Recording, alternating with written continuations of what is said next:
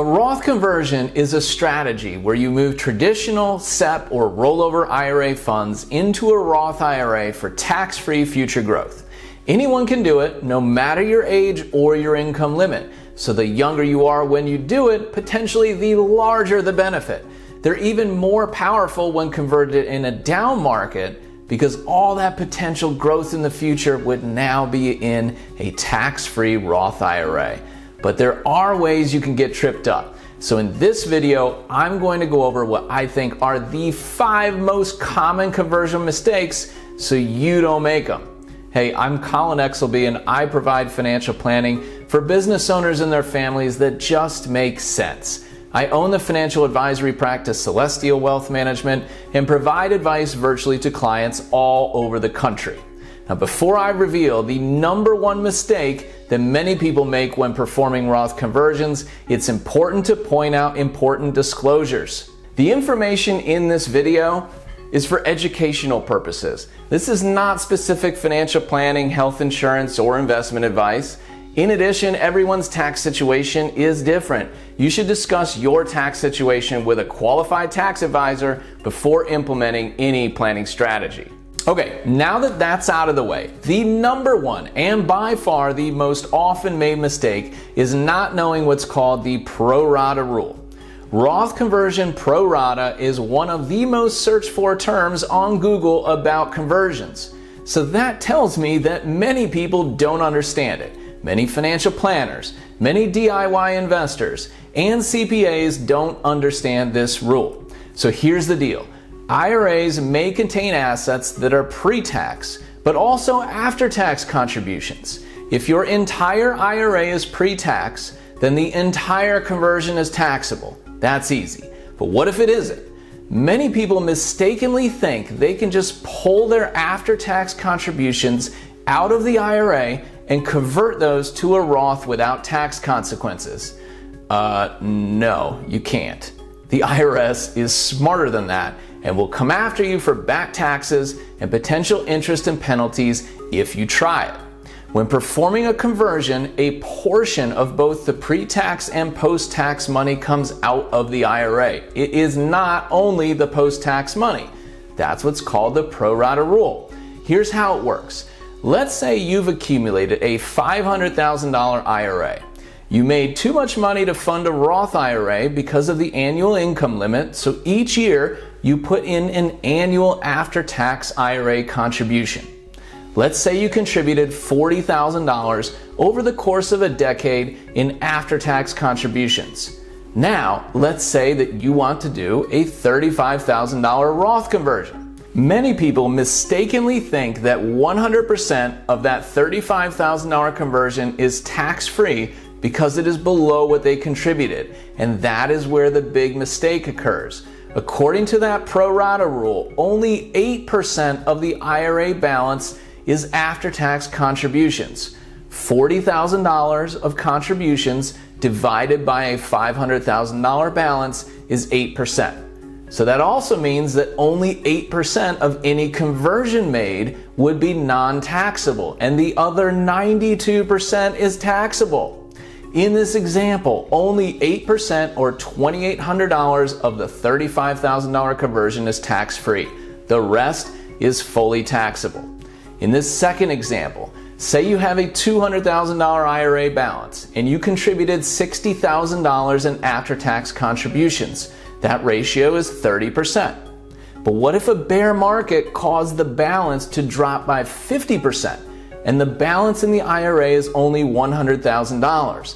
Well, the silver lining is that by converting now, 60% of the conversion is tax-free and only 40% is taxable.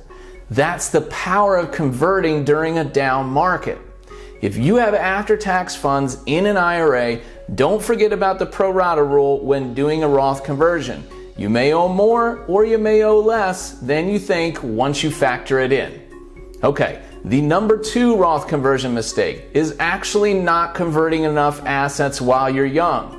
Too many people mistakenly believe that they will be in a significantly lower tax bracket in retirement when they are no longer working. For some people, this is definitely true. If you earn a high W-2 income, like 300K, 400K, or 500K, and don't own a business. This may be true. But for many people, they will actually be in the same or maybe even a higher tax bracket in retirement. Before you say, this guy is nuts, let's think about this for a second. Let's assume you are 72 years old, your future self, and have been retired for a few years. You saved well over your life, invested that money, and your pre-tax retirement account grew to $1 million.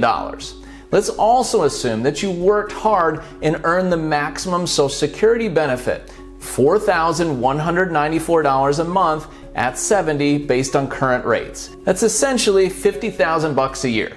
All right, now let's assume that you have some savings that are set aside and some non-IRA investments, and you make a modest $5,000 from dividends, capital gains, and interest. Your mandatory IRA distribution, or RMD, from a $1 million IRA in 2022 is $36,496. So that means without any rental property income, no pension, and no part-time income, you have $83,996 in income because 15% of your Social Security will be tax-free.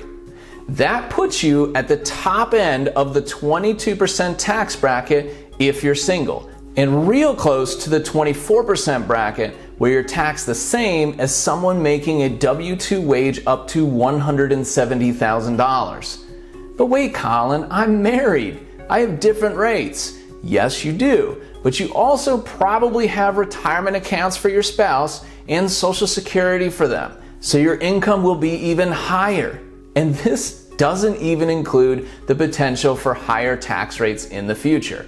Hey, my point here is that assuming you will be in a lower tax bracket in retirement is not clear-cut, and for many people they may be in the same or a higher bracket. So it's my opinion that people are actually converting less than they should be. Whether a conversion makes sense is really a case-by-case basis, but in general, if you're in the 22% bracket or less, it probably makes sense to take advantage of Roth strategies.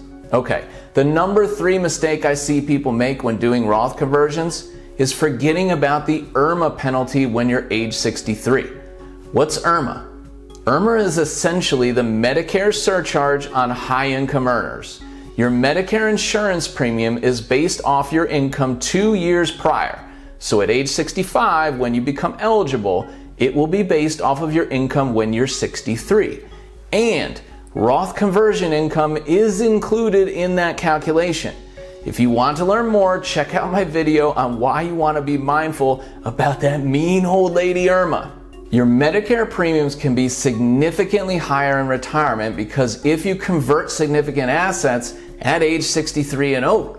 So be mindful of what those levels are. If you go over by just $1, your entire Medicare premium increases, and not just for you, but if you're married, also your spouse. In my experience, many CPAs, many DIYers, and many financial advisors aren't aware of what those levels are and how they can impact your planning, so take notice. The number 4 biggest mistake I see is converting the entire IRA in a given year. Some people say just bite the bullet, do it all at once, and never worry about it again. And while there is some wisdom in this approach, converting too much in a single year can push you into a higher marginal tax bracket. For many people, spreading out conversions over 3 or 5 or 7 years can allow you to convert funds at much lower tax rates, keeping more money in your pocket. Or if your income falls in a certain year because of large write-offs or a reduction in income due to maternity leave or a recession, speeding up a larger conversion in that year can make a lot of sense. So be mindful of your income and tax bracket levels. The number 5 biggest mistake that I see is not knowing about the 5-year rule. What's that? The 5-year rule requires that you wait 5 years before withdrawing even $1 of your converted balance if you are under age 59 and a half. Now, like I said, anybody can make a conversion no matter what your age. But if you take any money out of that converted money before the 5 years are up and you are under 59 and a half, you pay a 10% penalty on those funds. If you're over age 59 and a half, then you are the exception to this rule because you aren't subject to that penalty. Each conversion has its own 5-year clock, and that clock starts on January 1 of the year the conversion is done. So if you convert in November, it's treated as if you converted in January of that same year. A nice advantage for conversions late in the year. You want to make sure that if you are under age 59 and a half, when you convert them, that you will not need them for at least 5 years, which should be the point anyway because you want the converted funds to grow. I hope now that you have seen this video that you will not make any of these 5 mistakes. And make sure to watch this video next to learn even more about the pros and cons of Roth conversions.